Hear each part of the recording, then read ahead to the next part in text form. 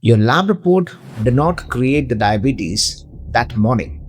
It only revealed the damaging process that has been building inside your body for years.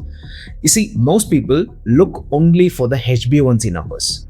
And HbA1c matters. It shows the percentage of your hemoglobin with attached glucose and your average blood glucose for the last 3 months. But average cannot show the entire story of your metabolic health. It cannot show every glucose spike, it cannot show how hard your pancreas is working, and it cannot measure the most important thing, the insulin resistance. That is the root cause of the entire problem.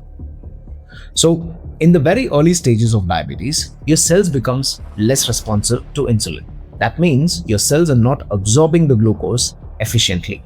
That is why the pancreas has to produce more insulin to keep the glucose regulated. But at that time, if you take the blood test and if you see the report, your HbA1c will look normal.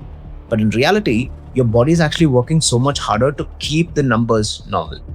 And that is what I call it as a compensation phase. The period where the lab test looks normal and healthy, but the problem is actually happening on the background.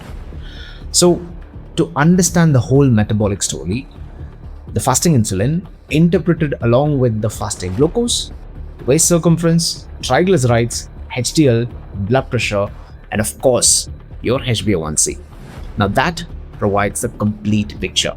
So next time when you visit your doctor, ask for a complete metabolic assessment based on your risk factors and your medical history. Because the goal is not just to look for that one scary number. The goal is to identify whether a complete reversible is possible in your case or not. So save this before you go to the next blood test and send it to someone whose report looks normal, but the waste, the energy, the craving, all of that tells a very different story.